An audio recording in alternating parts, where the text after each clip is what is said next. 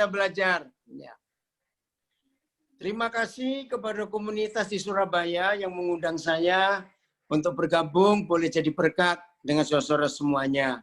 Ya, tema yang dipilih oleh host kita, Bu Erni tadi, sangat menarik. Yaitu tantangan yang ada, khususnya di masa pandemi COVID-19 ini. Saudara, jangan kita bicara soal tantangannya, jangan kita bicara soal kesulitan hidup, jangan kita bicara soal apa saja yang tidak enak terjadi di hidup kita.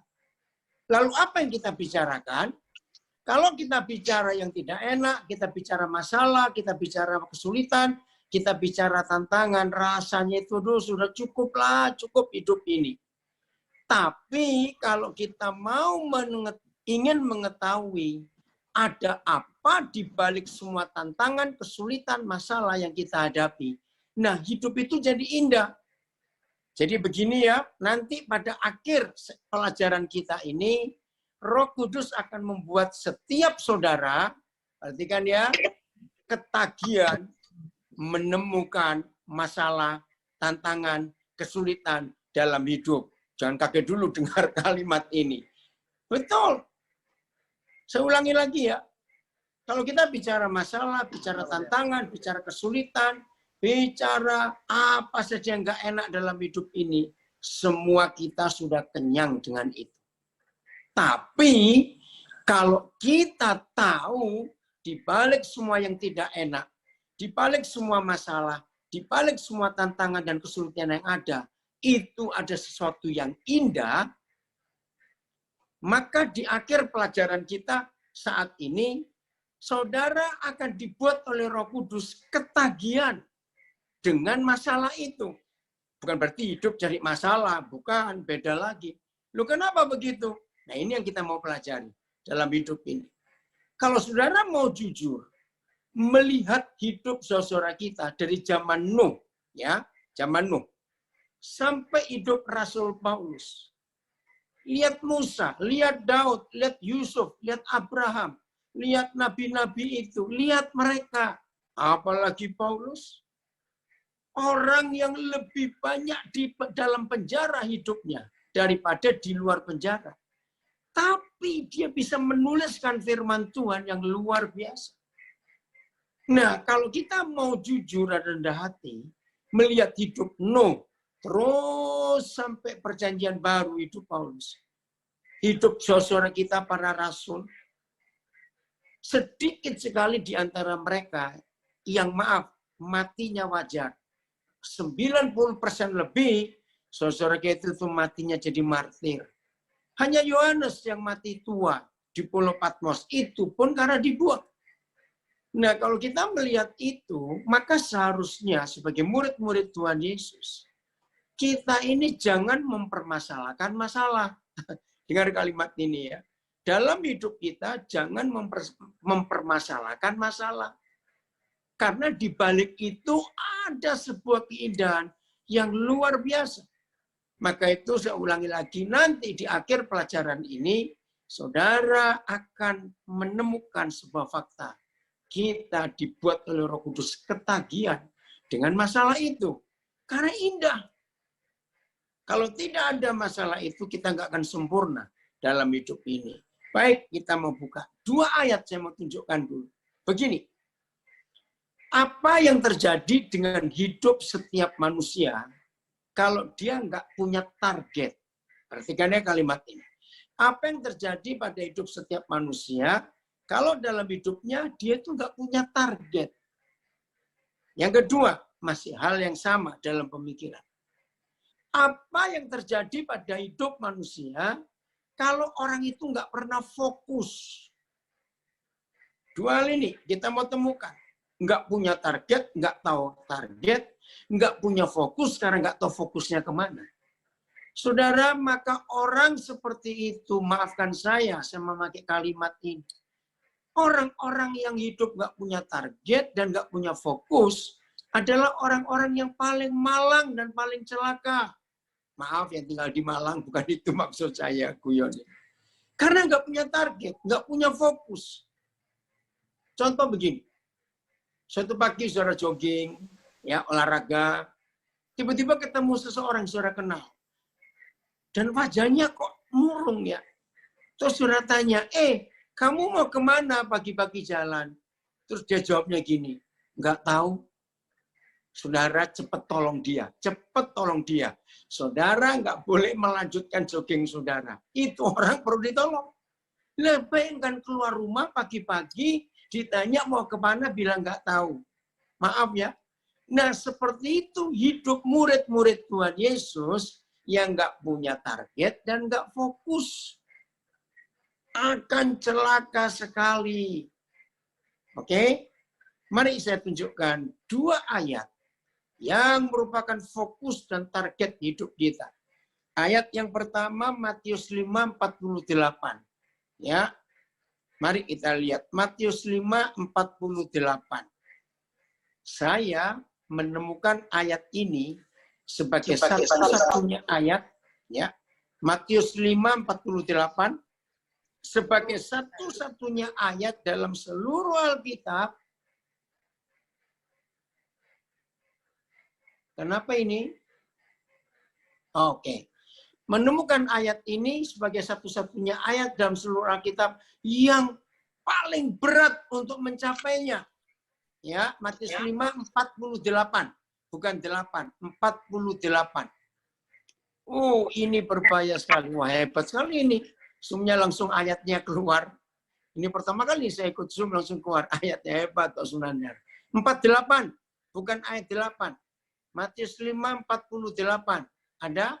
Oke, kalau tidak saya akan bacakan. Ini. Karena itu harus ya. Oke. Matius 5:48. Ya. Saya baca dari sini ya. Karena itu haruslah kamu sempurna. Harus. Jadi nggak bisa ditawar. Sempurna. Tahan napas. Pakai sabuk pengaman karena akan dibuat kaget. Sama seperti Bapamu yang di surga adalah sempurna. Ini target, saudara. Hidup menjadi murid Yesus. Maaf, banyak khotbah-khotbah gereja yang merusak iman yang benar. Banyak khotbah-khotbah yang tidak mendidik.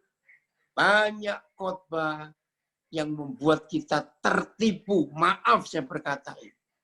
Nah ini fokus. Nah penyelewengan dari fokus dan target ini adalah firman yang dibungkus dengan kemakmuran, kesuksesan, keberhasilan secara materi. Maaf. Renungkan firman ini. Inilah target dan fokus hidup saudara dan hidup saya. Karena itu haruslah kamu sempurna, saudara sempurna, saya sempurna. Harus dengan standar sama seperti Bapa kita di surga itu sempurna. Saya percaya hampir tidak ada satupun murid Yesus yang berani berkata, amin. Betul tidak? Begini logikanya. Kalau sempurna seperti pendeta A, pendeta B yang kita kenal masih lumayan. Atau naik dikit lah. Sempurna seperti Paulus. Ya enggak, orang hebat itu lumayan. Naik dikit. Ayolah sempurna seperti Tuhan Yesus. Kan dia pernah jadi sama seperti kita. Masih oke. Tapi kalau sempurna dengan standar sama seperti Bapamu yang di surga adalah sempurna. Itu hal lain, saudara. Nah, mengapa ayat ini jarang dikhotbahkan? Maaf. Karena yang khotbah pun belum tentu berani mengiyakan ayat itu. Padahal ini target. Haruslah saudara dan saya sempurna. Sama seperti Bapa yang di surga adalah sempurna. Itu target. Itu fokus. Lanjut. 1 Yohanes 3 ayat 2. Ya, 1 Yohanes 3 ayat 2. Mari kita lihat. Maka itu lagi sekali, hidup kita ini nggak cuma bicara yang murid Tuhan Yesus, ya, tapi semua manusia. Kalau hidup nggak punya target dan tidak bisa fokus, orang itu akan bahaya dan dia celaka. 1 Yohanes 3 ayat 2. Ya, kita akan membaca ayat ini, firman ini. Ya. Oke ya. Saudara-saudaraku yang kekasih, sekarang. Jadi bukan kapan-kapan, sekarang. Kita adalah anak-anak Bapa di sorga. Betul toh? Sejak kita mengaku dosa, percaya Tuhan Yesus, menerima Dia, kita dibaptis, dipenuhi Roh Kudus, dimuridkan, kita ini sejak waktu itu adalah anak-anak Tuhan. Anak-anak Bapa di surga. Itu nggak usah kita ragukan. Tapi lihat kalimat berikut. Kenapa jadi ragu-ragu? Tetapi belum nyata apa keadaan kita nanti. Loh, sudah jelas sekarang anak-anak Tuhan. Kok belum nyata keadaan kita nanti? Saudara, ternyata sama seperti proses bayi yang lahir. Coba yang sudah pernah punya anak pasti setuju apa yang saya mau katakan ini. Ternyata semua bayi yang lahir, jelas anaknya 2 orang itu. Kita kenal papa mamanya. Tapi lihat, wajah bayi, penampakan bayi itu berubah-berubah loh. Betul tidak? Nah, di situ kita melihat, saudara, ternyata proses itu sama dengan kita. Kita nggak ragu-ragu. Kita ini anak-anak Bapa di surga. Nggak ragu. Tapi belum nyata apa keadaan kita nanti. Kalimat berikut belum selesai. 1 Yohanes 3 ayat 2. Ya. Belum nyata, kok aneh. Nah, perhatikan. Tetapi belum nyata apa keadaan kita nanti. Titik, koma. Akan tetapi kita tahu bahwa apabila Kristus menyatakan dirinya. Saya akan ambil kalimat ini. Tetapi kita tahu bahwa apabila Kristus menyatakan dirinya. Nah, ini poinnya. Kristus menyatakan dirinya, kita akan menjadi sama seperti Yesus. Bukan serupa, bukan mirip, sama seperti Yesus. Nah, inilah fokus kita. Perjalanan iman kita ya tidak boleh melenceng kemana-mana, fokusnya harus sama seperti Yesus pada suatu hari nanti. Sebab ya kita akan melihat Dia dalam keadaan yang sebenarnya. Sekarang belum. Oke, jelas ya? Nah, inilah 2 ayat yang memberitahu kita target kita ini kemana, fokus kita itu ke siapa. Apabila Kristus menyatakan dirinya kepada kita, maka kita akan jadi sama seperti Dia. Saya kembali kepada masalah bayi-bayi itu. Maka itu bayi-bayi yang baru lahir, kadang-kadang 2 minggu ini seperti mamanya, kadang-kadang seperti papanya. Ya, tergantung siapa yang sering menyatakan diri kepada bayi itu. Nah, begitu pula kita. Siapa yang rajin nongol istilahnya dalam hidup kita. Coba saya berikan contoh ini. Maaf ya. Walaupun kita sudah percaya dan jadi anak-anak Bapa di surga, maaf. Saya minta kalau saudara setuju, katakan amin dalam hati. Bisa nggak yang sering nongol, yang menyatakan diri kepada kita itu bukan Tuhan Yesus, tapi uang, duit. Bisa bukan? Nah, jangan lagi yang murid Yesus, maaf, yang orang Kristen biasa. Tidak sedikit hamba Tuhan, maaf, yang mata duitan. Jadi mau ngajar apa saja, mau bicara apa saja, larinya pasti kepada duit. Maaf.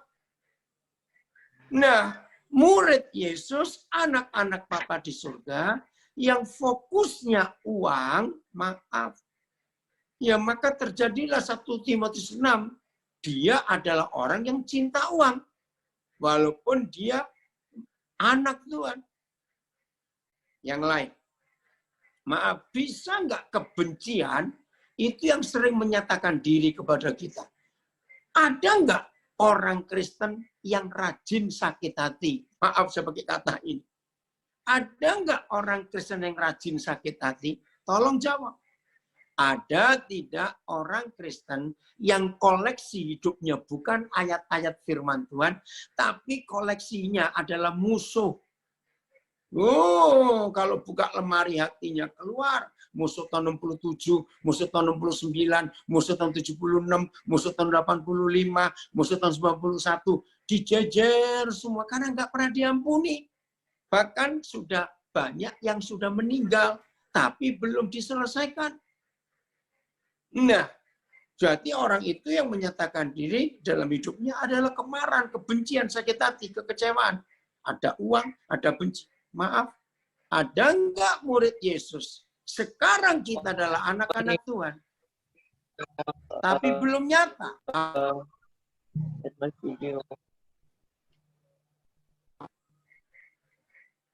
Sudah dengar suara saya? Bisa ya? Nah, maaf. Bisa tidak percabulan yang sering nongol di hidup kita. Dengan segala jenisnya. Percabulan macam-macam, maaf. Nah, ini yang perlu kita tanyakan supaya fokus kita tidak melenceng. Jadi menurut 1 Yohanes 3 ayat 2, hanya Tuhan Yesus Kristus yang kita izinkan untuk selalu nongol, menyatakan diri dalam hidup kita. Dari pagi kita bangun, sibuk urusan macam-macam. Maka kita percaya Tuhan Yesus itu Immanuel. Dia selalu ada bersama dengan kita. Nah, kalau Tuhan Yesus yang Immanuel selalu nongol di hidup kita, maka saudara percayalah bahwa lama-kelamaan wajah Yesus akan pindah ke wajah kita. Hidup Yesus akan pindah ke hidup kita. Dan itu luar biasa. Nah, ini fokus. Dan ini target. Ayo, tidak semua kita punya hobi foto ya, fotografer. Kita ya, nggak semuanya. Tapi pasti semua kita senang difoto. Maaf. Nah, saudara bayangkan, apa yang terjadi kalau kita lihat foto cetak atau foto yang kita simpan di handphone kita, tapi kabur, nggak fokus. Ayo, enak nggak ngeliat foto seperti itu? Jawabannya nggak enak. Nah, seperti itu. Maaf, kalau ada hamba Tuhan, ada orang Kristen yang sudah lama melayani, tapi, maaf, ini pakai istilah nggak fokus tadi. Tiap kali kita ngelihat dia atau ngelihat mereka, kok nggak enak sih? Ada apa dengan orang itu? Nggak enak dilihat. Maaf. Nah, itu orang nggak fokus. Karena kabur. Pokoknya, Papa di surga harus jadi bagian hidup kita. Karena kita diminta untuk sempurna. Sama seperti Papamu yang di surga adalah sempurna. Wajah Tuhan Yesus harus nyata 100% di hidup kita. Karena targetnya, fokusnya, saudara dan saya harus menjadi sama seperti Yesus. Nah, untuk mencapai target dan fokus ini, hanya ada satu cara. Tolong catat. Bukan lewat doa puasa. Percuma kita rajin doa puasa, kalau wajah Yesus nggak nyata, dan target kita menjadi sempurna sama seperti pabrik surga, tidak kita kejar. Bukan doa puasa. Bukan doa kelepasan. Bukan aktif melayani. Bukan rajin memberi persembahan. Bukan rajin untuk ikut pelajaran Alkitab, persekutuan, kebaktian. Tidak. Untuk mencapai target yang Tuhan sediakan. Dan untuk tetap pada fokusnya, supaya nggak kabur. Cuma ada satu, tolong catat. Lewat proses. Saya percaya semua kita tidak akan suka mendengar kata proses. Betul? Nggak enak. Karena begitu mendengar kata proses, langsung kita pikir, wah ini masalah ini. Wah ini tantangan ini. Wah ini kesulitan. Memang. Nah, saudara, apa lawan katanya proses? Saya kaget waktu belajar dari firman Tuhan. Musuhnya proses, lawannya proses, itu mujizat, instan. Ya, jadi mujizat itu instan. Maaf. Ya, ternyata kita nggak boleh selalu minta mujizat. Pasti kaget. Oke, saya buktikan. Ya, mudah-mudahan ada yang masih ingat. Karena generasi kita sekarang sejak 2010-an ini sudah hampir nggak ada lagi. Sebelum itu banyak. Saudara pernah ikut nggak KKR kesembuhan ilahi? Baik hamba Tuhan luar negeri maupun hamba Tuhan lokal. Ya, ayo tolong jawab. Yang lebih banyak mengalami mujizat kesembuhan itu ternyata bukan murid Yesus dan bukan yang sudah Kristen. Hampir 100% yang mengalami mujizat kesembuhan itu justru yang belum percaya Tuhan Yesus. Tolong jawab. Pastinya jawabannya yang dulu-dulu pernah ikut. Nah, itu timbul pertanyaan di hidup saya. Sepertinya waktu itu saya belum mengerti. Papa di surga kok pilih kasih? Kenapa yang mengalami mujizat lebih banyak yang belum percaya? Nah, setelah saya tahu kebenaran ini, ternyata saudara dan saya tidak boleh langganan mujizat. Maaf. Karena kita harus melewati proses untuk menjadi sempurna, sama seperti Bapa di surga sempurna, dan menjadi sama seperti Yesus. Itu proses. Awas, yang nggak suka proses, jangan pura-pura jadi tuli tiba-tiba, ya maaf. Nikmati proses. Karena itu indah. Maka target kita akan tercapai. Dan fokus kita nggak akan melenceng. Luar biasa. Ayo, mau terus atau selesai? Ayo jawab, maaf. Ya harus terus dong. Kita sudah gabung dengan Zoom ini, ibadah bersama ini. Nah, ayo kita lihat proses itu, saudara.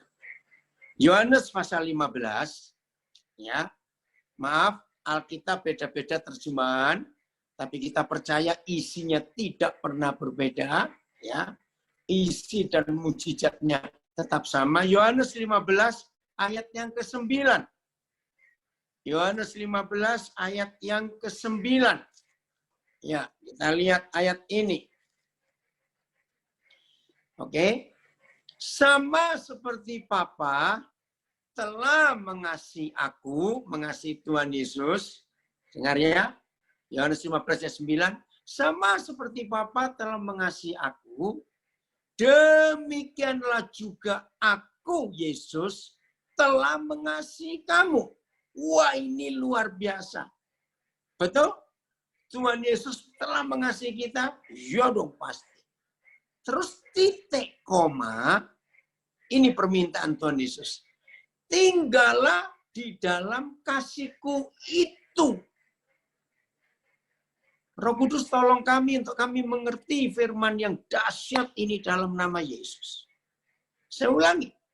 Sama seperti Bapa telah mengasihi Yesus, demikianlah juga Yesus telah mengasihi kita. Dan permintaan Tuhan Yesus, tinggallah saudara dan saya di dalam kasih yang itu. Kasih yang mana? Kasih yang Bapa nyatakan kepada Tuhan Yesus. Lagi sekali. Seperti Bapa telah mengasihi aku, pelan-pelan ya kita harus mengerti. Demikian juga aku, Yesus, telah mengasihi kamu. Jadi Tuhan Yesus telah mengasihi saudara dan mengasihi saya dengan sebuah bentuk kasih yang dia terima dari Bapanya di surga. Oke? Dan dia minta supaya saudara dan saya yang telah dikasih oleh Tuhan Yesus dalam bentuk kasih yang sama yang Bapa berikan kepada Tuhan Yesus, dan permintaannya, tinggallah kamu di dalam kasihku itu. Maaf, ini masalah terjemah. Kalau ada kalimat, tinggallah kamu di dalam kasihku, itu berarti ada kasih yang ini. Karena tinggallah kamu dalam kasihku, itu. Maaf ya, lagi sekali ini cuma masalah terjemahan saja, nggak apa-apa. Kalau terjemahan bahasa lain nggak ada, nggak apa-apa. Karena ini tetap firman Tuhan. Dan saya menemukan luar biasa. Oke, saya mau tanya. Saudara tidak ragu-ragu bukan bahwa Papa di surga sangat mengasihi Tuhan Yesus? Jelas. Tapi saya tanya, waktu Tuhan Yesus mengalami penyiksaan di tangan tentara Romawi, karena seizin imam besar Kayafas dan seizin ahli-ahli Taurat, lalu Pilatus pun pendapatnya ditolak, kan dicarikan pengganti. Ada Barabas. Karena aku nggak menemukan kesalahan orang ini. Ayo, kamu milih siapa? Wih, mereka sudah kesetanan, saudara. Mereka tetap memilih Yesus dan bebaskan Barabas. Ingat ya, setelah itu Tuhan Yesus disiksa. Nih, ngeri. Ingat, film The Passion of Christ, itu gambaran penderitaan Tuhan kita yang hampir real. Sama seperti yang terjadi. Ngeri ya. Nah, saya tanya. Tolong dijawab. Apakah dengan mengizinkan Tuhan Yesus mengalami siksaan yang hancur tubuhnya, hancur wajahnya, habis darahnya karena tercurah di Kalvari? Tolong jawab. Apakah itu juga termasuk bentuk kasih Bapa kepada Tuhan Yesus? Jawabannya, ayo renungkan. Sama seperti Bapa telah mengasihi aku, demikianlah aku mengasihi kamu. Yaitu mengasihi kita dengan kasih yang sama yang dia terima dari Bapa di surga. Dan kasih yang Bapa berikan kepada Tuhan Yesus adalah salah satunya bentuknya membiarkan Yesus mengalami penderitaan dan siksaan yang ngeri.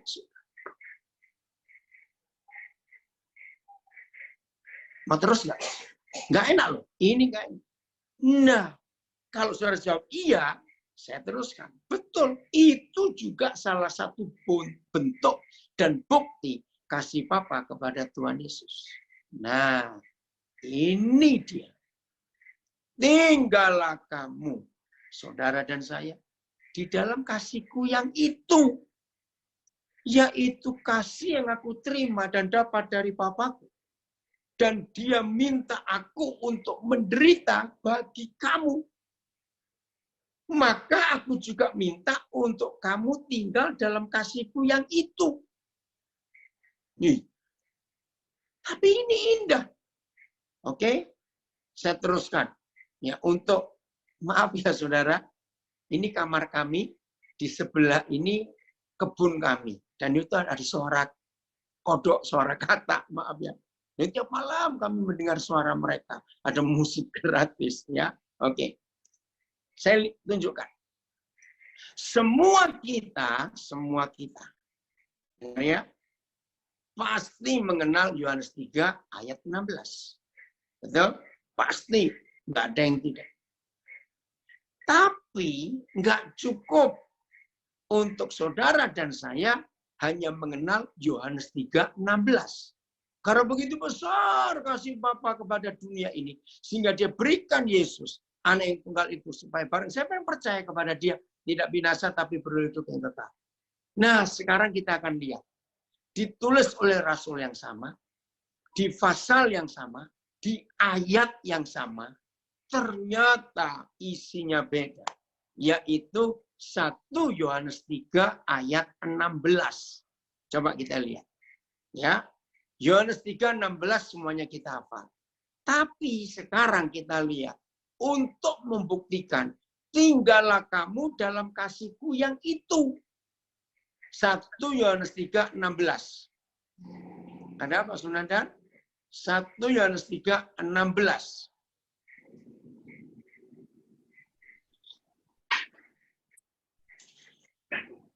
Udah, 1 Yohanes 3 ayat 16. Ini luar biasa. Nah, demikianlah kita ketahui kasih Kristus.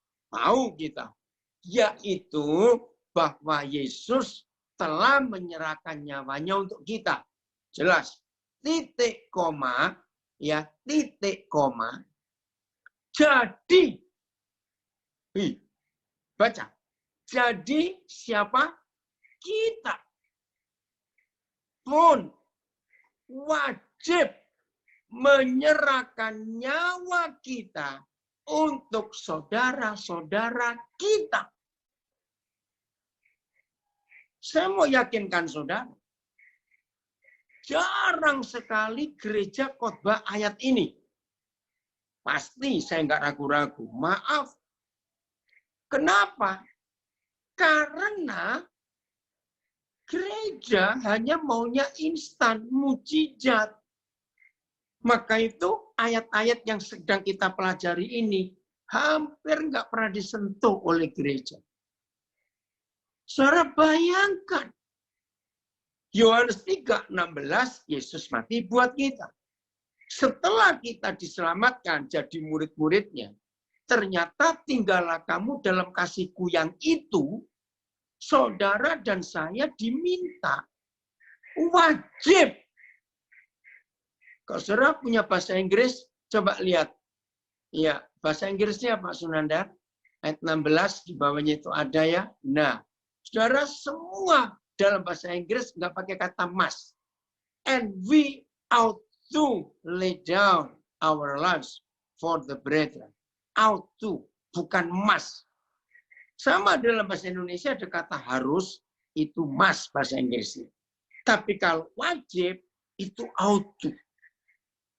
Jadi saudara, menjadi murid Yesus, itu ada harga yang harus dibayar. Menjadi percaya Tuhan Yesus, itu gratis. Tapi menjadi muridnya, ini bayaran.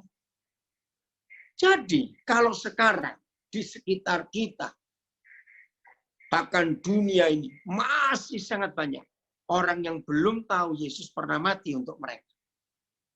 Saudara dan saya tidak boleh minta Tuhan Yesus mati lagi buat mereka. Tidak boleh. Karena apa? Tugas kita setelah diselamatkan, kita wajib menyerahkan nyawa kita untuk saudara kita yang lain. Ini artinya tinggallah kamu dalam kasihku itu. Ayat 17 kalian. Masih dibuka. Ayat 17, Sunandar. Ya. Nah, apa itu menyerahkan nyawa? Saudara, ternyata menyerahkan nyawa itu bukan mati. Bukan. Kalau mati ya rugi dong Tuhan. Tapi ini, ayat 17 itu jawabannya. Jadi sambung. Barang siapa mempunyai harta duniawi dan melihat saudaranya menderita kekurangan, tetapi menutup pintu hatinya terhadap saudaranya itu. Bagaimanakah kasih Tuhan dapat tetap di dalam dirinya? Coba saya bongkar, tetap dalam dirinya, kasihnya itu kasih Papa bagaimana? Sama dengan kalimat tadi. Kalau saudara dan saya tidak berani menyerahkan nyawa kita untuk orang lain, berarti kita tidak tinggal di dalam kasihku yang itu, kata Tuhan Yesus. Maka itu kasih Bapa tidak tetap di dalam hidup kita. Kalau kita punya harta duniawi dan melihat ada orang menderita, kekurangan, tapi menutup pintu hatinya. Maaf, saya cuma cerita. 1 jam sebelum kita masuk Zoom ini, jadi di Papua sudah jam 7. Ya, saya nggak kenal. Ada orang kirim foto saya, tapi fotonya kok aneh. Nggak jelas saya. Apa itu? Saya telepon balik. Nah ini saya kenal. Aduh ini loh ada temanku Muslim, orang Bugis, asli Makassar. Ini motornya lagi rusak di bengkel loh jam sekian. Justru itu. Ternyata sejak tadi pagi jam 11. Nah terus biasanya juga baru ketemu. Saya tuh nungguin dia. Kok nggak muncul-muncul. Nah dia itu pemalu. Akhirnya dia bilang, tolong jemput saya di bengkel. Oh ya, bannya itu sudah gundul-dul, saudara. Jadi nggak bisa jalan. Terus perlu berapa? sekian. Oke. Dia punya nomor tabungan nggak? Nggak punya. Nah, kebetulan saya masih ada waktu sebelum gabung Zoom. Saya bilang, boleh nggak kamu antar dia ke rumah? Saya mau kasih uang dia. Kaget saudara, orang ini saya nggak kenal. Nggak pernah ketemu, baru tadi ini datang ke rumah. Akhirnya saya beri dia uang untuk ganti ban malam ini juga, karena dia harus ke pelabuhan. Ya, nah dari kota Nabire ke pelabuhan kami jaraknya 30 kilo. Nah nggak bisa dia, motornya, bannya seperti itu. Terus yang kedua saya tanya, kenapa kamu nggak punya tabungan? Nah ternyata sebetulnya dia punya, cuma sudah mati karena nggak pernah diisi. Oke, besok kamu buka tabungannya. Saudara maaf, saya cuma cerita. Akhirnya saya kasih uang untuk ban, beli ban, dan saya tambahkan uang untuk dia hidupkan tabungannya besok. Saudara, saya lihat wajahnya bengong. Nggak kenal, saudara. Nah, yang ngajak pun ikut bingung. Akhirnya dia merasa nggak enak. Dan nggak apa-apa. Maaf ya. Itu cara saya hidup. Langsung ada orang, saya nggak tanya macam-macam. Nah, banyak orang tanya gini, Koden kok gampang sekali? Apa nggak takut dibohongin? Nah, kalau ada yang tanya sekarang, jawaban saya berupa pertanyaan juga. Yang tanya dengerin. Apakah saudara selama hidup nggak pernah bohongin Tuhan? Kalau ada berkata, oh enggak, saya nggak pernah bohongin. Itu justru bohongnya double. Maaf. Ada yang lain lagi tanya, bagaimana kamu nggak percaya, nggak kenal orang itu? Kalau kamu dimanfaatkan, bagaimana? Jawaban saya sama dengan pertanyaan. Apakah saudara selama hidup nggak pernah memanfaatkan Tuhan? Saya harap jawabannya ngerti semuanya. Ya sudah. Jadi ternyata menyerahkan nyawa itu adalah menyerahkan harta. Keren nggak saudara? Maka itu penodong perampok lebih pintar dari kita. Dengan ayat itu. Apa? Dengar. Ingat ya kalau ada orang nodong, ada orang mau merampok, harta atau, lu ngerti nggak maksud pertanyaan ini? Ternyata harta dengan nyawa itu menyatu. Pantas Tuhan Yesus berkata, sebab di mana ada apamu, di situ ada apamu. Ingat nggak ayat itu? Sebab di mana ada hartamu, di situ ada nyawamu. Maka itu musuh Injil bukan setan, saudara. Tolong catat. Musuh Injil itu orang Kristen pelit. Catat itu. Awas yang pelit pula tiba-tiba pura-pura tuli ya dalam nama Yesus.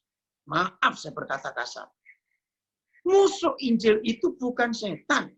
Orang Kristen pelit yang tidak berbagi nyawa. Wajib menyerahkan nyawa untuk orang lain.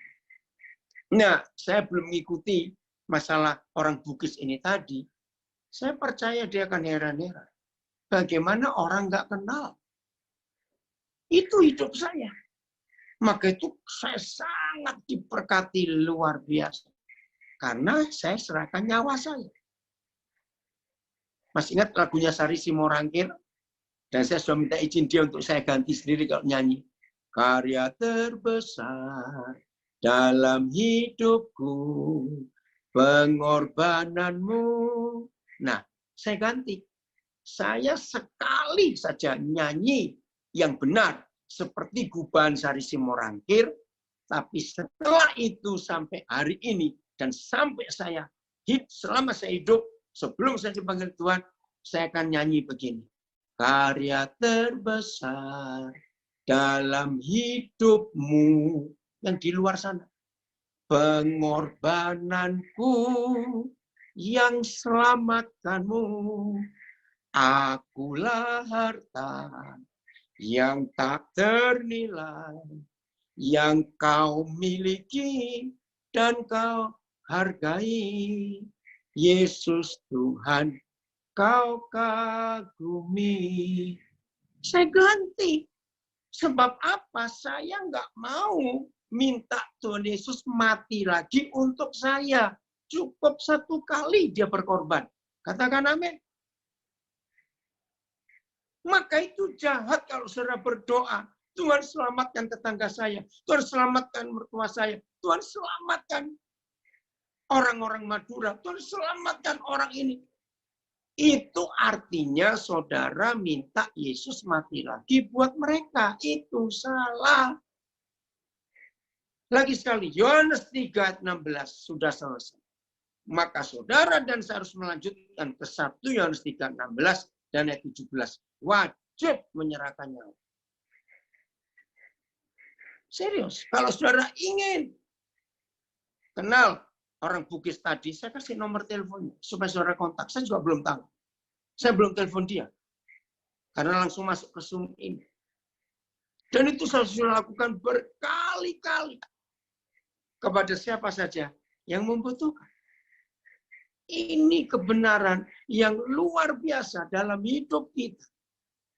Oke, nah Tuhan minta tinggallah kamu dalam kasih-Ku yang itu. Yaitu kasih yang mengizinkan Yesus menderita. Dan Tuhan ingin kita melakukan hal yang sama.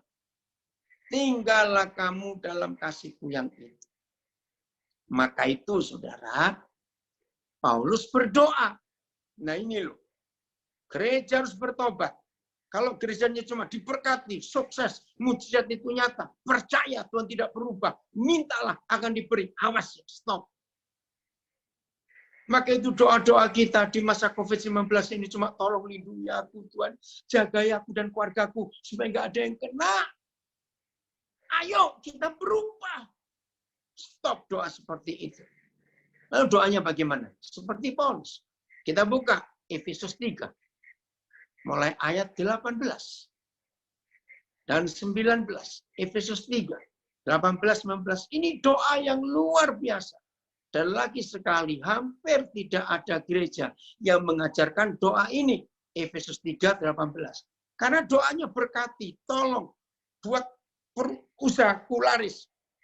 Usaha anakku juga laris, Tuhan. Berkati, Tuhan.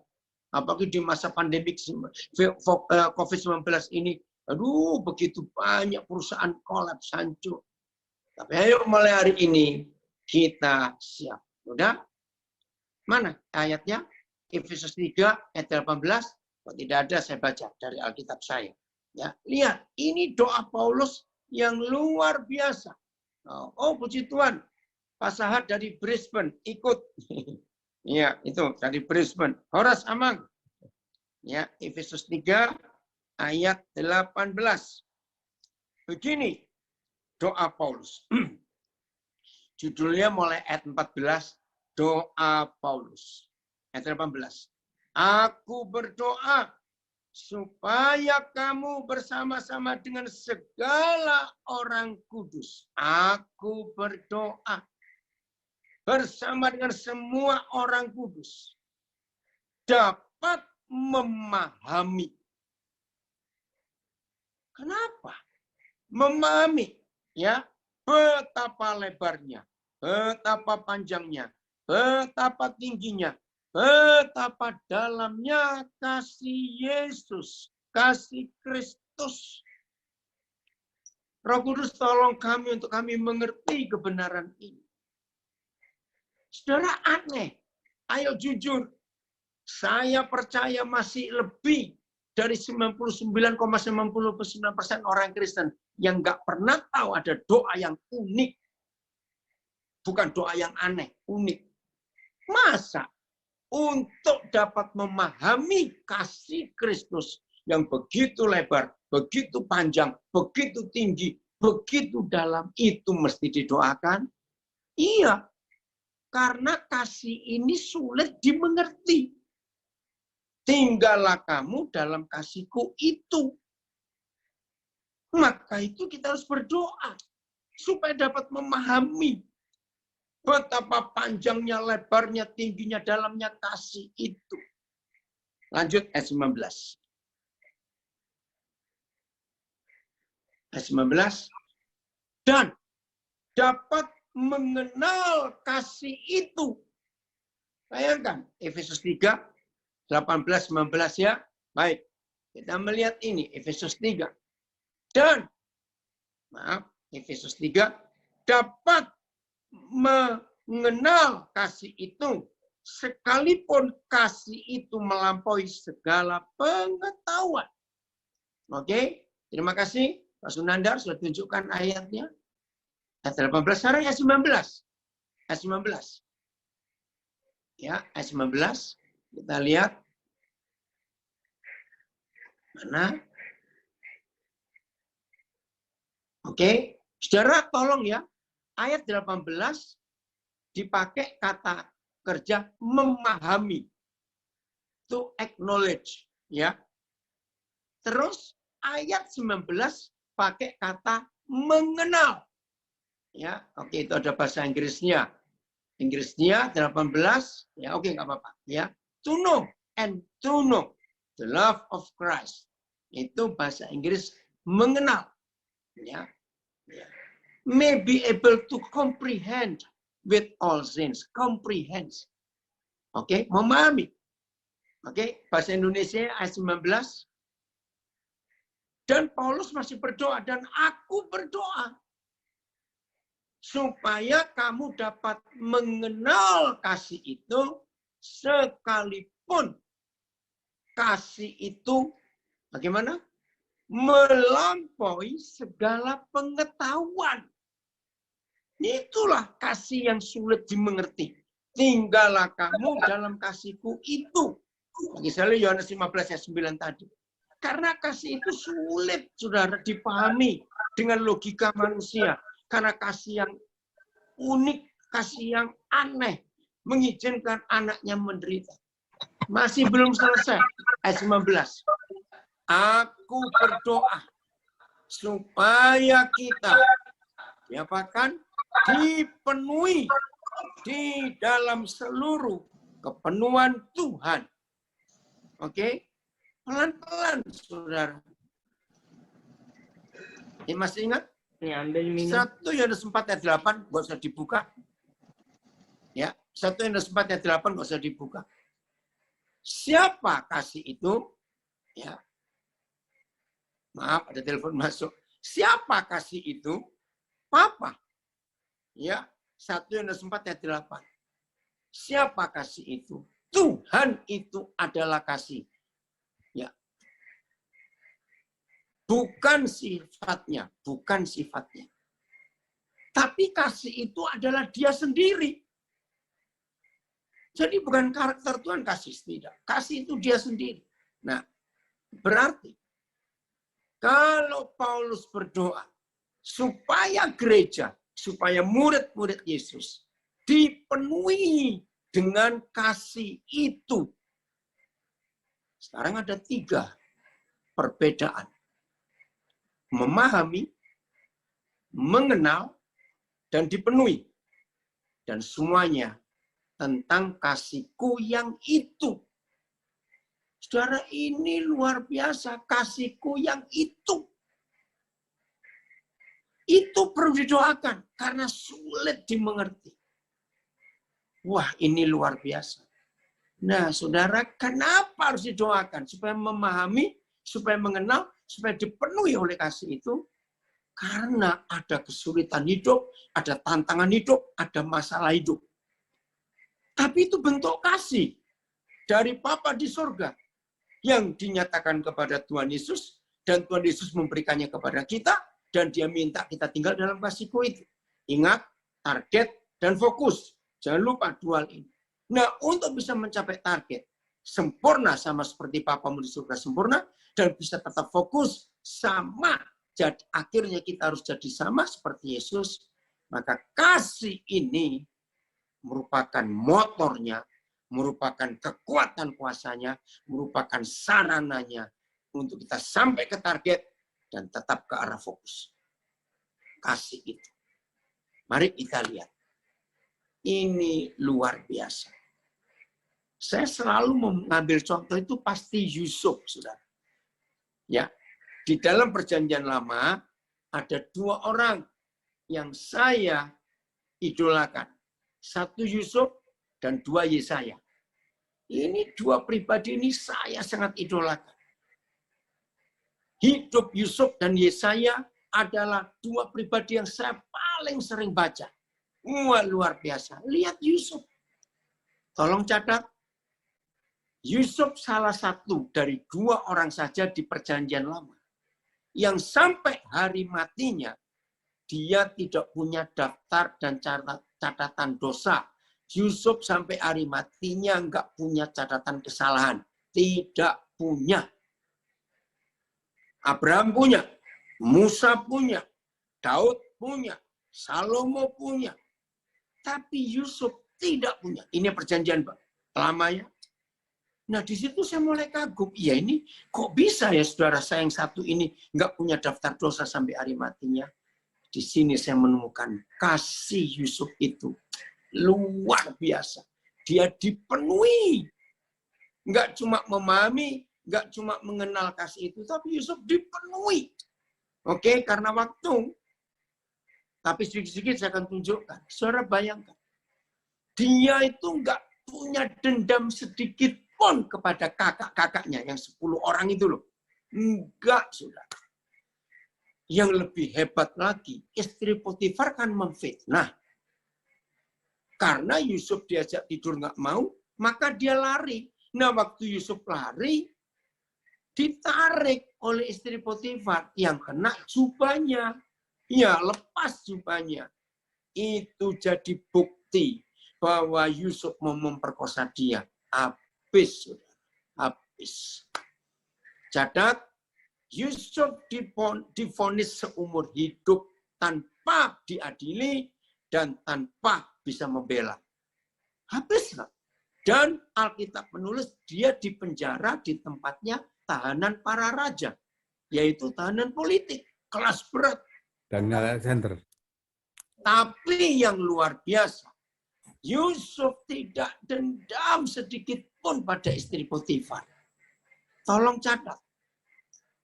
Dia nggak dendam sedikit pun pada kakak-kakaknya. Coba saya membuktikan ya. Kalau dia itu nggak dendam. Kejadian 45, saudara. Oh, itu luar biasa. Hebat sekali Yusuf itu. Ya, atau nggak usah kita baca. Ya, nanti baca di rumah. Kejadian 45 ayat 1 sampai yang ke-8. Itu pertama kali kakak-kakaknya tahu bahwa itu adik yang dijual dulu. Mereka kaget. Tapi Yusuf berkata, mari kamu dekat-dekat, nggak usah takut. Jadi dia nggak dendam. Saudara tahu akhirnya, dia nggak dendam pada istri Potifar. Maaf, saya pernah bayangkan gini. Kalau saya Yusuf, saya akan berkata gini, Tuhan, kalau saya tahu taat kepada Tuhan, tidak berzina, ternyata upahnya masuk penjara seperti ini, lebih baik saya berzina. Tolong host bukakan Mazmur 105 ayat 17 sampai 19 supaya saudara tahu bagaimana penderitaan dan masalah hidup Yusuf demi keselamatan. Mungkin waktu itu saya berkata jutaan manusia di bumi. Tanpa Yusuf mati mereka semua saudara karena kelaparannya sangat ngeri. Mazmur 105 ayat 17 sampai 19. Ada kok tidak ada saya baca di Alkitab saya. Supaya kita tahu bentuk dipenuhi di dalam kasih itu. Ya. Mazmur 105 ayat 17 sampai 19. Ini enggak main-main saudara, apa yang dialami oleh Yusuf. Maka itu setelah firman ini kita selesai pelajari, ayo semua kita hidup seperti yang Tuhan inginkan. Mazmur 105 ayat 17 sampai 19. Begini. Diutusnyalah seorang mendahului mereka. Diutusnya, nyanya huruf besar. Berarti Tuhan yang mengutus Yusuf ke Mesir. Loh, kok jadi Tuhan? Kan jelas-jelas 10 kakaknya itu yang menjual adik ini untuk ke Mesir. Ternyata tidak. Tuhan menyuruh kakak-kakaknya, itu cuma sarana saja. Tapi buktinya di Mazmur 105, diutusnyalah seorang mendahului mereka. Yusuf yang dijual menjadi budak. Ayat 18, Yusuf diapain oleh pemerintahan Firaun? Mereka mengimpit kakinya dengan belenggu, lehernya masuk ke dalam besi. Ngeri, saudara. Leher dan kaki dipasung. Ya. Ayat 19 lihat. Oh, terima kasih. sampai saat firman-Nya sudah genap dan janji Yahweh membenarkannya. Nah, ini hasil Yusuf dipenuhi dengan kasih itu. Enggak cuma memahami, enggak cuma mengenal. Karena dia bisa mengampuni kakak-kakaknya, dia bisa mengampuni istri Potifar. Catat, ya, kelaparan di zaman itu melanda seluruh dunia. Maka itu Alkitab mencatat, seluruh negara di dunia zaman itu datang ke Mesir untuk beli makanan. Dan hikmat Tuhan yang menyertai Yusuf. Orang Mesir yang sekian juta juga tidak kelaparan. Bangsa-bangsa lain pun tidak kelaparan gara-gara Yusuf. Jadi Yusuf penyelamat enggak? Ingat loh, umur Yusuf 30 tahun. Waktu dia menjadi raja.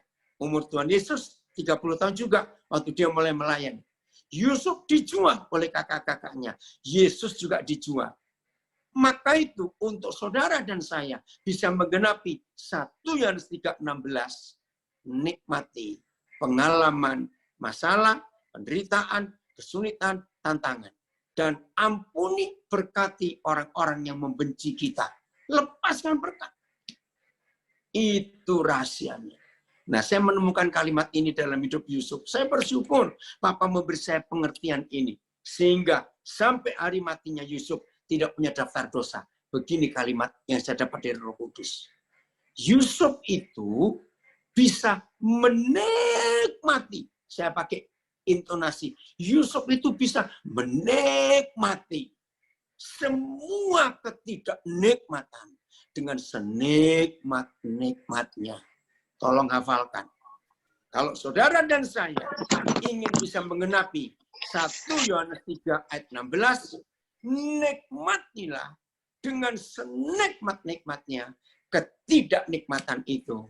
Maka saudara dan saya bisa berani menyerahkan nyawa untuk orang-orang lain.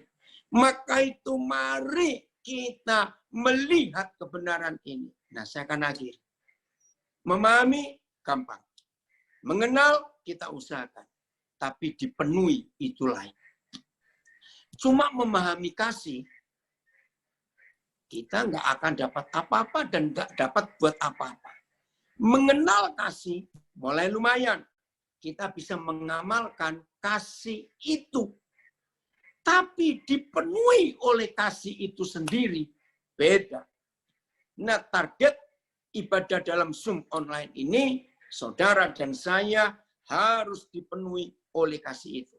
Begini Roh Kudus memberi saya hikmat dan pengertian, saya bersyukur. Saudara, apa bedanya orang tenggelam dan orang berenang? Saya pertama dapat itu saya juga kaget.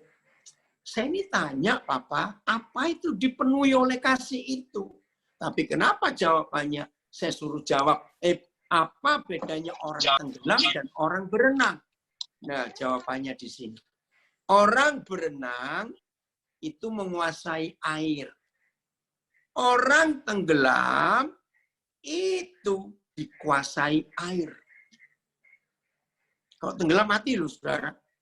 Selama orang itu nggak mau mati di dalam air, berarti dia berenang. Tapi kalau dia mati dalam air, berarti dia tenggelam. Tahu orang tenggelam itu? Dia di mananya air. Air menguasai dia, dan air di dalam dia. Maka itu bisa tenggelam. Kalau orang berenang, airnya nggak masuk. Airnya cuma di luar, dan dia menguasai air. Nah, kalau air itu kasih, mari kita jawab malam ini, hari ini, masing-masing aku. Saudara sedang berenang atau sudah tenggelam? Kalau saudara masih berenang, jangan ngomong apa-apa, nggak ada gunanya, maaf. Sebelum saudara dan saya ditenggelamkan di dalam air, yaitu air masuk ke hidup kita, sampai paru-paru, perut, jantung kita penuh air, berarti kasih sudah menguasai kita. Kasih yang begitu lebar, kasih yang begitu panjang, kasih yang begitu dalam, kasih yang begitu tinggi, kasih yang luar biasa. Maka itu masih sedikit atau baru sedikit murid Yesus yang ditenggelamkan oleh kasih karena dipenuhi kasih itu. Maka itu orang berenang itu paling sedikit 2 jam. Kalau lebih hampir sulit, capek, ngos-ngosan. 2 jam keluar dari kolam renang, istirahat, makan-makan dulu, minum. Kalau mau nyemplung lagi. Kan sama dengan kebaktian. 2 jam rata-rata. Saudara, hadirat Tuhan luar biasa hari ini. Woi, WL-nya bagus, musiknya enak. Aduh, lagu-lagunya menyenangkan. Itu berenang. Selesai ibadah, kita pulang. Kalau tenggelam, saudara, kita nggak bisa keluar masuk air. Tetap di dalam air. Nah, hidup yang seperti itu ditenggelamkan oleh kasih. Karena kasih memenuhi hidup saudara dan hidup saya, maka banyak orang akan diselamatkan. Maka itu proses Yusuf itu harus kita alami. Jadi kalau ada orang-orang yang suka memfitnah saudara, itu berkat. Amin, tidak. Maka itu kalau sudah 2 minggu, kok nggak muncul orang-orang itu, cari. Karena kita perlu mereka untuk menyempurnakan, untuk memproses hidup ini. Keren. Maka itu setuju kalau saya katakan dari awal tadi, akhir dari pelajaran hari ini, saudara dan saya dibuat ketagihan penderitaan. Ketagihan kesulitan. Karena itu proses. Tinggallah kamu dalam kasihku itu. Maka kalau kita berani seperti itu, aduh hidup ini luar biasa. Roh Kudus menolong kita untuk kita mampu menikmati dengan senikmat-nikmatnya ketidaknikmatan itu. Supaya Yesus nyata di hidup kita. Maka kita sama-sama bisa berkata, karya terbesar dalam hidupmu. Orang-orang di luar itu. Pengorbananku yang selamatkanmu, akulah harta. Jadi orang Bugis tadi kaget, saya nggak kenal. Saya berkorban untuk dia. Buat dia saya itu harta. Karena dia nggak bisa pulang malam ini. Banyak, dia nggak punya uang. Maaf, saya cuma cerita. Saya akan follow up dia nanti, karena saya sudah tahu nomor telepon. Oke? Selamat menjadi Yusuf-Yusuf di akhir zaman. Supaya banyak orang diselamatkan di masa kelaparan yang seperti ini. Di hidup saudara, hidup saya. Yang sudah ditenggelamkan dan dipenuhi oleh kasih itu. Ada banyak makanan bisa memberkati orang. Tuhan Yesus memberkati. Sampai jumpa lagi. Saya serahkan kepada hostnya. Haleluya. Terima kasih Koden sudah melayani. Sama-sama. Masih ada waktu Koden ya? Untuk Masih ada. Ya. Ya. Kita ada waktu mungkin kurang lebih 30 menit bagi teman-teman yang mau tanya, mumpung silakan, senang sekali. Ya, ya silakan Pak, kalau ada yang mau tanya Pak, bisa di chat atau mau langsung unmute, mau langsung tanya ke Koden, silakan Pak.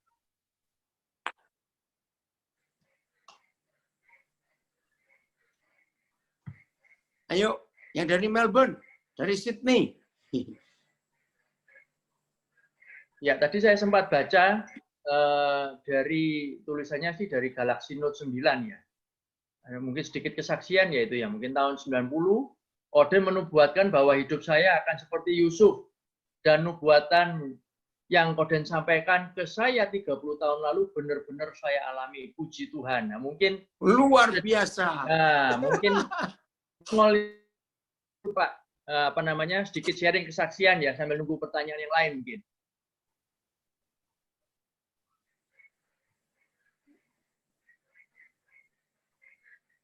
Malu. Ayo, ditunggu. Saya boleh beri kesaksian? Ya, silakan Bu Tina. Shalom Bu. Shalom, selamat malam. Saya beberapa tahun, mungkin lebih dari 10 tahun yang lalu, saya pernah mendapat berkat dari Tuhan. Ini kesaksian saya. Lalu saya tanya, Tuhan, saya ngasih perpuluhan ini kemana Tuhan? Saya gitu ya. Saya belum pernah mendengar suara Tuhan loh, sungguh. Tapi hari itu, malam itu saya dapat suara Daniel Alexander. Saya kaget, saya langsung lompat dari ranjang saya. Saya bilang, Tuhan, jadi saya kirim ke Pak Daniel. Iya, terus saya udah, aduh Tuhan. Akhirnya saya cari tahu tuh sama orang, di mana Daniel Alexander, berapa nomor rekening. Akhirnya saya dapat, lalu saya kirim. Lalu saya dapat balasan dari orang yang ngetas siapa, dia bilang ini, Bu, Tuhan menjawab doa kami perlu beras, dia bilang begitu. Oh, Tuhan itu luar biasa, Pak Daniel. Terima kasih Tuhan, saya bisa berbagi. Puji Tuhan. Tuhan. Terima kasih. Nah, yang mana ini? Iya. Oh iya. Terima kasih. Oke. Terima kasih, ketaatannya Ya, luar biasa. Ya. Ini ada pertanyaan, Koden. Pak, Ya, silakan dibaca. Pak, saya mau tanya. Dari Lukas 18, ayat yang ke-22, perikop orang kaya sukar masuk kerajaan surga. Apakah aplikasi ayat ini dalam kondisi seperti sekarang ini ya? Iya. Maka itu jangan pengen kaya, saudara, susah masuk surganya. Hidup itu harus berbagi. Ya. Jadi harta yang Tuhan percayakan kepada kita itu untuk menjalin persahabatan, untuk penginjilan. Ayo kita berbagi. Nggak rugi kok, nggak rugi betul. Saya sudah melakukan itu lebih dari 40 tahun. Dan Tuhan tetap berkati luar biasa. Jiwa-jiwa diselamatkan terus lewat wajib menyerahkan nyawa. Ya. Jadi penyebab orang tidak masuk surga bukan cuma berzina, bukan cuma membunuh, dendam, tapi pelit. Itu pun membuat orang tidak masuk surga. Jadi yang tidak berzina, tidak membunuh, tidak mencuri, tidak dendam, tidak iri hati, tapi pelit. Maaf, menurut firman, orang itu tetap masuk neraka. Ih, ngeri ya. Oke, lanjut. Ada lagi, Pak Sunandang? Ya, masih ini, Pak. Masih ada yang chat ya. Yang dari Pak Joni. Apakah murid itu selalu dilatih proses yang tidak enak? Sedangkan kalau pendengar hanya ingin ditolong, hanya minta mujizat, itu tidak berkenan di mata Tuhan. Ya, harus. Kata training itu dilatih. Pak Sunanda tolong bacakan Filipi 1:29. Saudara, menjadi murid Yesus itu identik dengan penderitaan. Maka itu hindari mujizat. Ayo kita menantikan proses. Filipi 1:29. Udah, tolong dibacakan. Maka itu kalau malam ini semua kita ditenggelamkan di dalam kasih, wah, dunia ini berubah luar biasa. Saudara. Ya, Filipi 1 Udah? ayat yang ke-29. Filipi 1:29.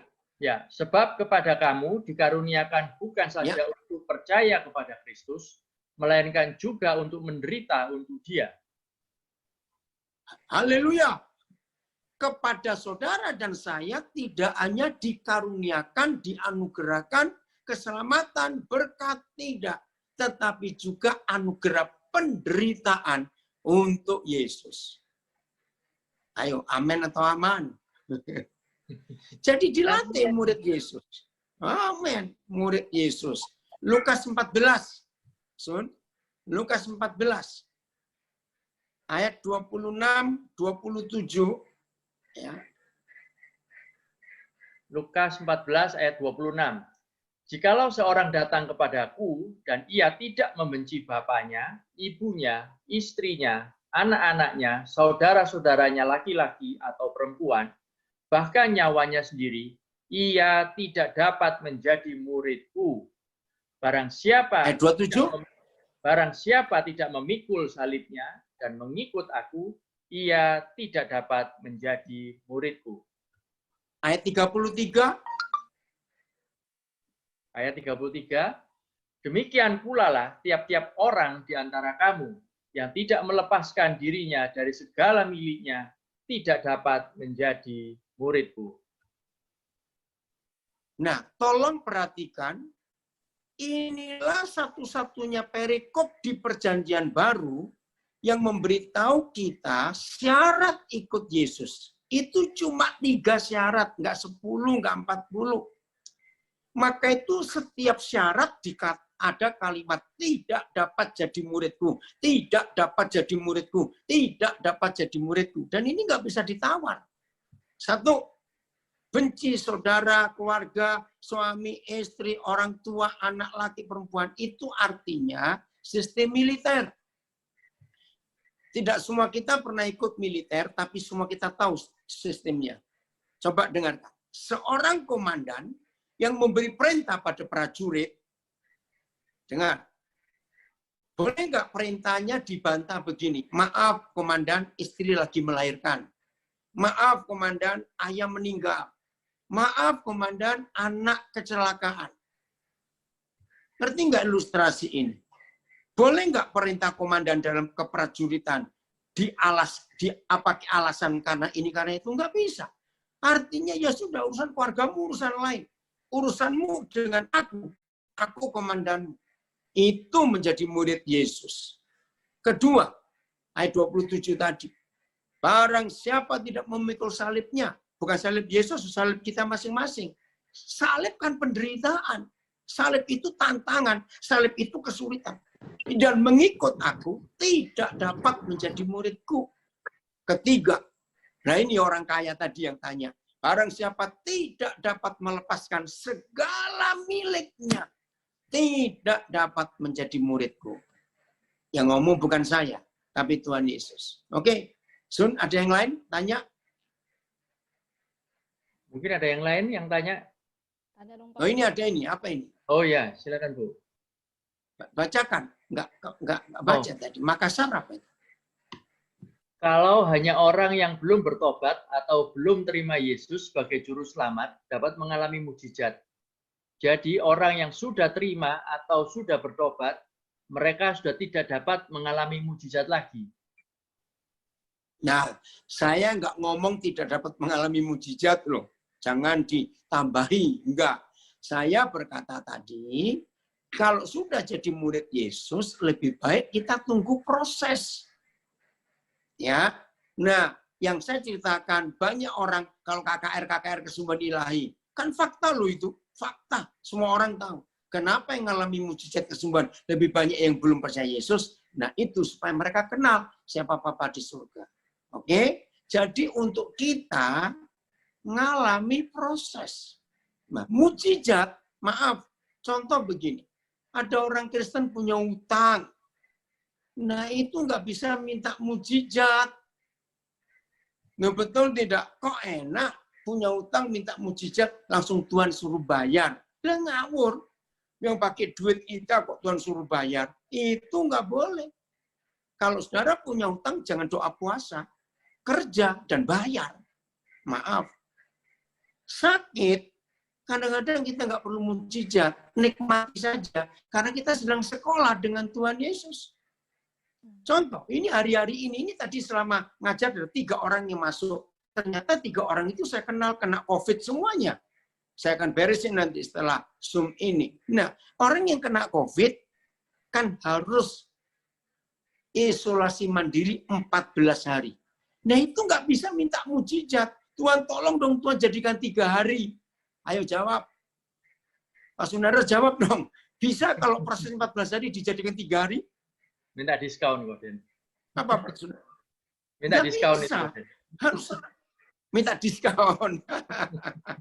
Nah, semua orang yang isolasi mandiri, ya belum tahu yuk Bayu, nanti Papa akan cek karena itu cuma lihat sepintas. Jadi orang yang isolasi mandiri saya ajari begini, nikmati kamu sedang kuliah bersama Roh Kudus.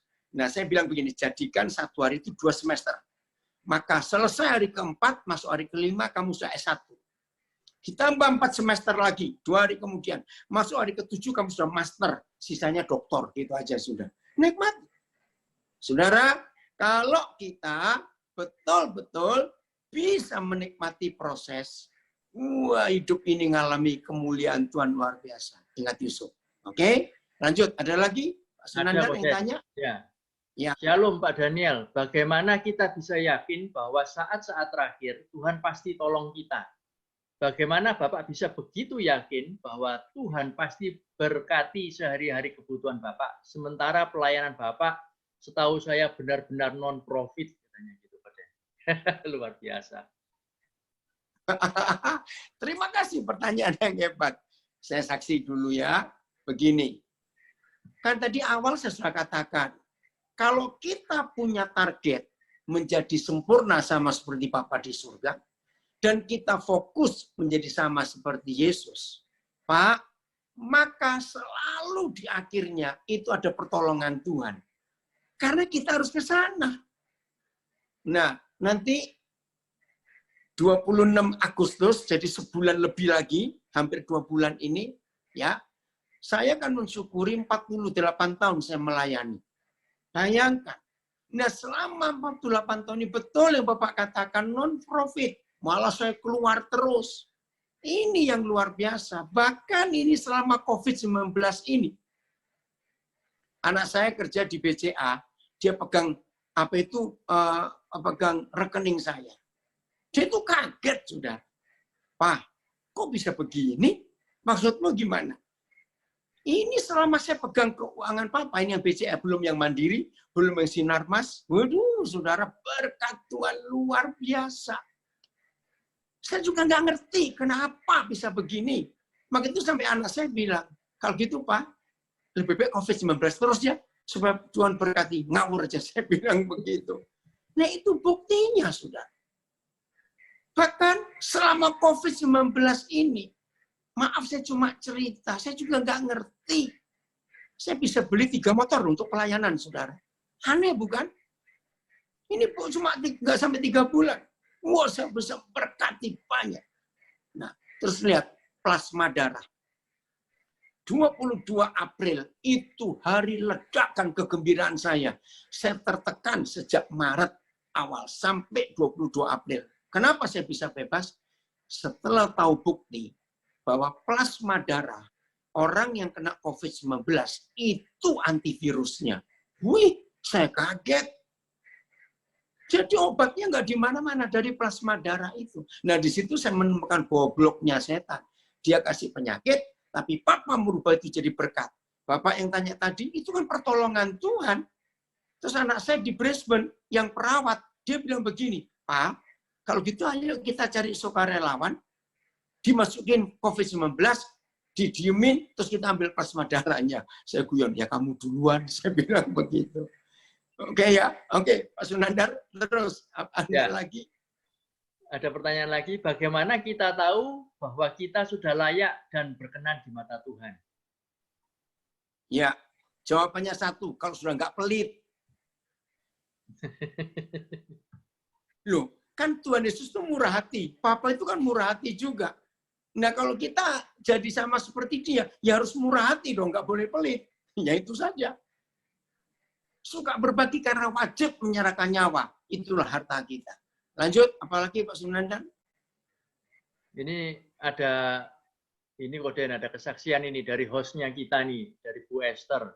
Dia bilang, boleh. Koden, saya juga merasakan perkenanan dan pertolongan Tuhan justru lebih luar biasa saat lockdown seperti ini, katanya. Gitu, Koden. Amin.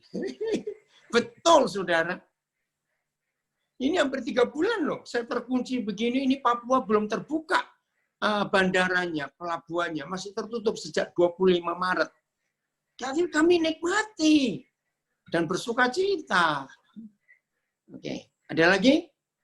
Mungkin bisa diisi kesaksian Koden. Waktu Koden Maret kemarin sempat berapa temennya itu kena COVID semua, yang lolos cuma Koden. Iya. Nah, itu yang luar biasa. Itu nggak tahu. Kalau Koden suruh saksi sulit. Kenapa? Nggak tahu. Ya, itu memang itulah agak sulit diceritakan. Yang lain aja, yang lain. Yang lain mungkin masih belum ada. Nggak ada. Belum ngetik. Mungkin ada yang lain. Mungkin mau langsung tanya tanpa ngetik. Mungkin kalau ngetik ribet. Mau tanya langsung silakan. Ya, yuk, suara aja. Yuk. Dibuka aja. Tanya dong, Pak. Dari Eva. Ya, silakan, Ya, Bu. silakan. Dari Eva di Oh, Melbourne. ini Eva dari Melbourne. Hai, Pak. Ya. Ya, Pak. Anak-anaknya dari Australia pada tanya. Yang lain mana ini? Ayo. Ayo yang lain. Salam buat mumpung- Maria ya, Su. Ya. Oh iya, thank you, thank you. Ya. Oke. Ada lagi, Sun? Kalau dari chat masih belum, mungkin ada yang mau langsung tanya, silakan. Mungkin masih ada waktu 5-10 menit lagi sebelum Ya, kode ini silakan. habis on air. Saya mau tertarik. menambahkan, Oh ya, sorry. Sebentar. Sebentar. Kalau saudara mau on air, kalau saudara punya HP Android, ya, cari Play Store, lalu klik Radio Swameka. SWAMEKA.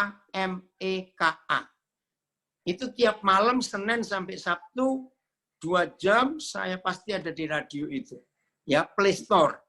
Kalau di iPhone belum ada. Saya nggak tahu kenapa itu. iPhone nggak mau terima. Klik Radio Swameka. Itu sehari saya 3 kali khotbah di situ tapi rekaman.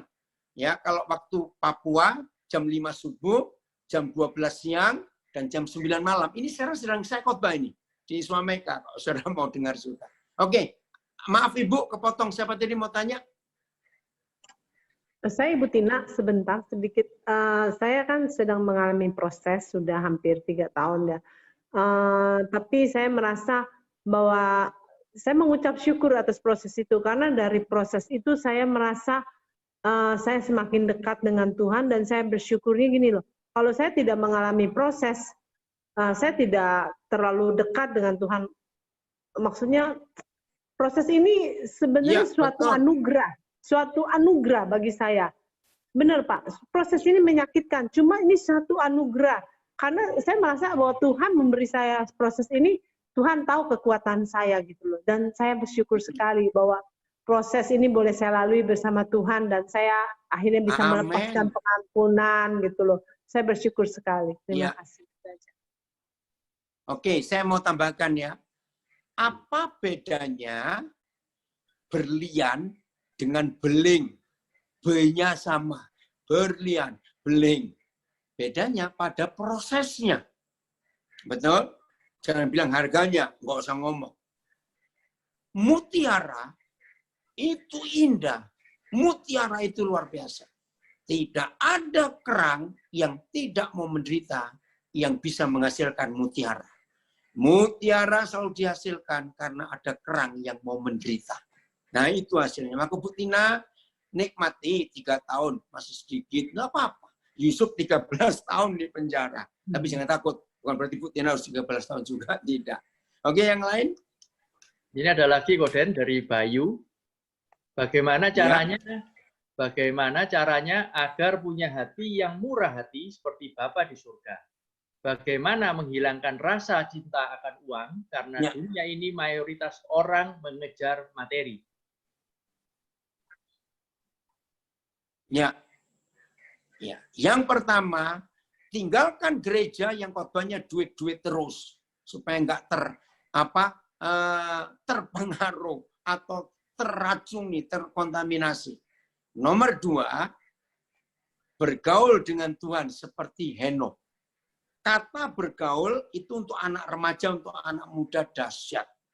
Anak muda, anak remaja yang punya teman bergaul, itu pasti ketularan. Betul? Nah kalau Henokh bergaul dengan Tuhan, dan kita bergaul dengan Tuhan, jangan bilang Tuhan ketularan kita, awas. Pasti kita ketularan Tuhan.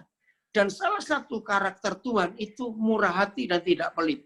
Jadi kalau orang Kristen masih pelit, bahkan ada pendeta pun masih pelit, karena dia nggak pernah bergaul dengan Tuhan. Gitu saja. Yang ketiga, kenapa harus pelit? Sebab kita ini dari sononya, dari dulu itu sudah miskin, lahir telanjang.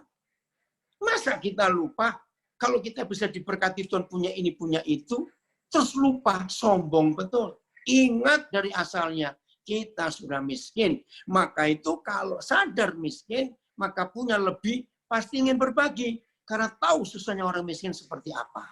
Itu jawaban Papa, Bayu. Ada yang lain lagi? Saya tertarik, tertarik sama Bapak tadi bilang isolasi mandiri untuk COVID. Ya. Ya, yang mau saya tanyakan itu yang gimana cara melewati COVID. Pasti kan isolasi mandiri kan sendirian, Pak. Ya. Gitu loh. Nah, itu yang harus kita lakukan apa nih, Pak? Selain Keren. terus Betul. bergaul. Ya, dengar ya, saya lanjutkan. Yusuf waktu di Mesir itu sendirian. Musa waktu di Mesir itu sendirian. Itu berapa tahun? Musa 40 tahun. Yusuf 13 tahun. Nah ini cuma 14 hari loh. Masih enak ada HP, sosial media masih jalan. Nah selama isolasi mandiri, Alkitab adalah satu-satunya benda yang harus setia menemani kita. Kedua, HP kita. Jangan nonton yang enggak-enggak ya, awas kamu. Nikmati belajar firman Tuhan. Dengarkan khotbah-khotbah itu. Maka itu akan kita nikmati. Maka itu saya katakan, buatlah satu hari itu 2 semester dalam kuliah bersama Roh Kudus. Maka hari keempat, saudara S1. Karena kuliah 8 semester. Ya, jelas ya? Oke, ada yang tanya nggak kebaca tadi, Sun? Jadwal Swameka apa tadi itu? Nggak kebaca, Koden. Halo, mau tanya, Pak. Ya. Kemarin renungan di Alkitab dapat Yohanes 14 tentang rumah Bapa. Nah, ya. Itu tadi juga Bapak sharing mengenai tinggal di hati Yesus. Nah, di Yohanes 14 ya tinggal di kasih Yesus. Nah, di Yohanes 14 juga rumah Bapak tinggal di rumah Bapak. Di rumah Bapak ada tempat. Kita ini kalau mengenal Bapak, kalau kita jangan khawatir kalau mengenal Yesus, kalau mengenal Bapak, bicara yang saya mau tanyakan, bicara mengenai rumah Bapak atau kasih Yesus itu, apakah suatu tempat atau sebuah kondisi, Pak? Jadi kondisi maksudnya, kalau yang saya dapat kondisi, kemarin, sebuah keadaan. Sebuah keadaan. Sebuah keadaan ya, Pak ya? Iya, kondisi. Jadi situasi yang indah, situasi yang nyaman, walaupun di dalam kesulitan. Yusuf itu tinggal di rumah Bapak, di hatinya, walaupun di penjara. Yang tadi itu loh, lehernya dirantai, kakinya dirantai, tapi dia menikmati. Ya. Iya, Pak. Oke. Oke. Jelas ya, Nak? Ya, salam Mbak Dewi. Ya. Ya, ini ada pertanyaan terakhir, Koden, mungkin ya. Waktunya kan sudah mepet. Ya, setelah mungkin jawab pertanyaan ini, Koden bisa langsung bantu tutup dalam doa berkat.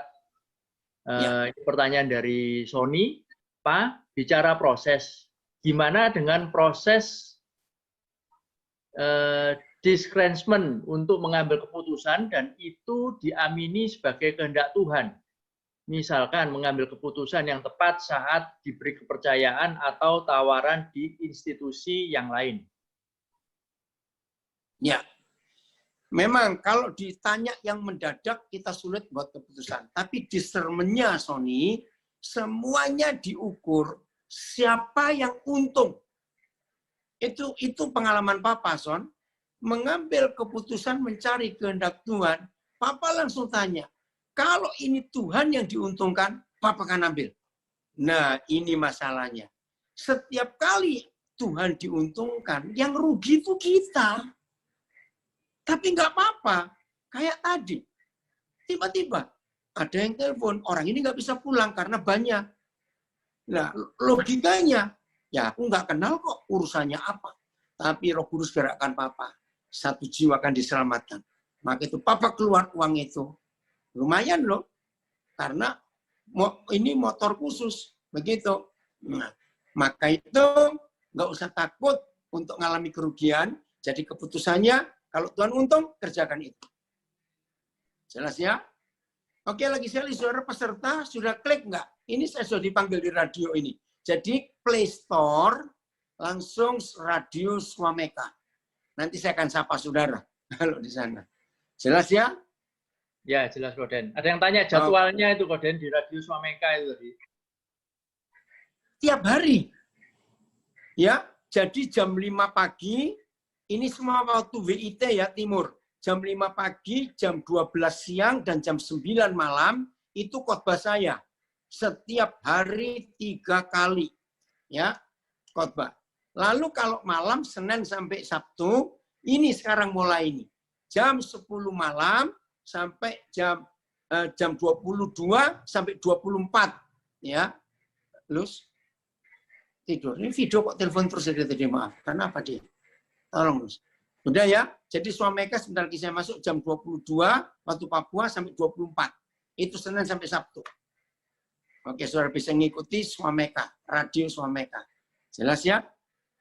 Jelas, terima Oke. kasih Koden atas pelayanannya. Mungkin Ya. sekalian bisa untuk doa penutup Koden. Ya, siap. Kapan ada lagi? Mumpung Koden masih nganggur di Nabire ini. Ya, nanti kita atur lagi. Iya, siap ya. Wah, senang bisa sharing gini, senang sekali. Ya, oke. Mari kita berdoa. Bapa di surga, kami bersyukur kepadamu. Walaupun COVID-19 merajalela, tapi Papa masih tetap memberi kami kesempatan bisa belajar akan firman-Mu. Terima kasih untuk itu. Papa, kami berdoa untuk saudara kami yang positif, bahkan yang sedang isolasi mandiri. Buat mereka percaya kesembuhan masih ada, dan sadarkan mereka bahwa waktu mereka diisolasi mandiri ini adalah waktunya sekolah untuk mendekat bergaul dengan Tuhan. Kuatkan mereka. Berkati, lindungi para dokter, para perawat, para tenaga medis. Tuhan, untuk Jawa Timur 36 dokter yang meninggal gara-gara COVID ini. Cukup Tuhan, jangan ada yang meninggal lagi. Jangan Tuhan, kami minta. Ampuni pemberontak-pemberontak yang nggak taat pada peraturan. Ampuni. Berkati pemerintah kami, supaya dengan hikmat Tuhan pemerintah kami tahu apa yang dikerjakan. Terima kasih Bapa di surga untuk malam yang indah. Kami boleh belajar bersama-sama, memberkati Pak Sunanda, berkati semua host, berkati. Dan biarlah firman ini tersebar. Berkati rekamannya baik lewat Facebook, YouTube, supaya jadi berkat buat banyak orang. Ini permohonan kami, ucapan syukur kami, dalam nama Tuhan Yesus. Amin.